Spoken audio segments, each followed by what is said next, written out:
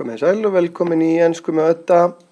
Þessi kynning fjallar nafnorð og fleirtölu þeirra.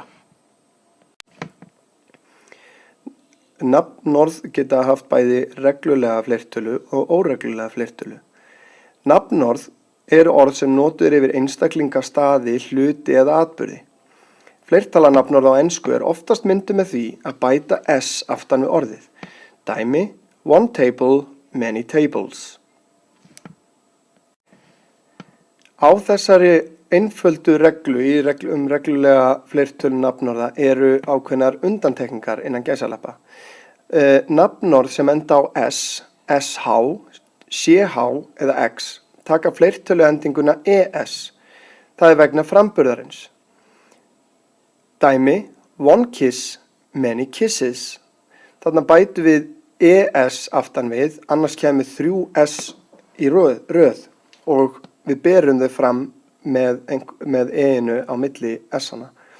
One snitch, many snitches.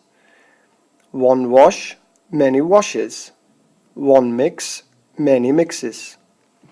Þið heyrið þetta á framburðinum að þarna verður að slíta fleirtölu s-ið frá orðinu með því að setja e á milli. Önnur örlítil undantekning á rithættinum að ef orð endar á samhljóða pluss y breytist fleirtölu endingin í es, það að segja y-ið breytist í og svo kemur es. Dæmi: one baby, many babies. One story, many stories. Þarna breytast y-inn í og svo kemur es á eftir. Við tökum samt sérstaklega eftir því að þetta á ekki við orð sem enda á sérhljóða og y. Dæmi: one play, many plays.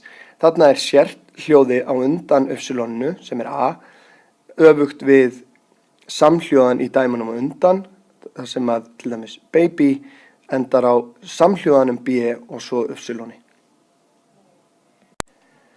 Önnur undantekning á rithættinum orð sem enda á f eða fe. Þá taka þau endinguna vaff-es, það að segja f-ið breytist í vaff og svo kemur es á eftir. Dæmi: one thief, many thieves. One life, many lives. Síðasta undantekningin á þessari reglu að sum orð sem enda á o hafa endinguna es. Dæmi: one potato, many potatoes. Þar sem við sjáum að e-inu bætt við á milli o-sins og s-sins.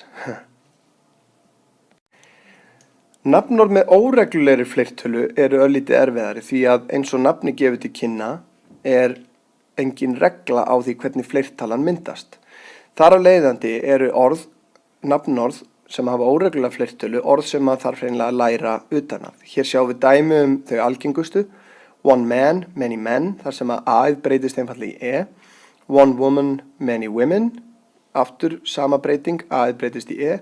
One child, many children, þarna kemur r-e-n aftan við child.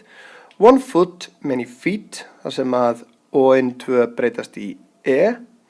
Sama mætti segja one tooth, many teeth, það sama breyting. Síðan kemur áhugavert orð, one sheep, many sheep.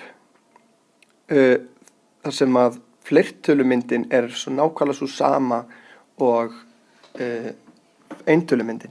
One mouse, many mice. One goose, many geese. Aftur þetta orð sem að þarf að einfaldlega læra utan að.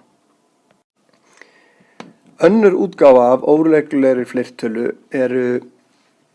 óteljanleg orð. Það að segja orð sem að tákna hluti sem ekki hægt að telja. Sheep sem við komum inn á áðan eins í eintölu og fleirtölu en það vissulega teljanlegt orð, ekki óteljanlegt eins og þarna kemur fram. En það þýðir að þau hafa enga fleirtölumynd. Óteljanleg orð yfirleitt notuð í eintölu, til dæmis money, where is my money.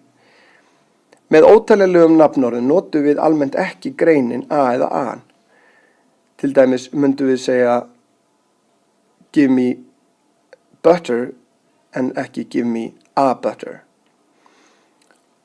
Orðin people og police eru í eintölu að forminu til en eru alltaf notuð í fleirtölu. Dæmi ótaljanleg nafnorð eru butter, bread, milk, coffee, money og music. Til þess að nota þessi orð í fleirtölu þá þurfum við yfirleitt að hengja eitthvað frama við, til dæmis a slice of bread, a glass of milk, a cup of coffee og svo framvegis. Takk hérlega fyrir að horfa, gangi þér vel.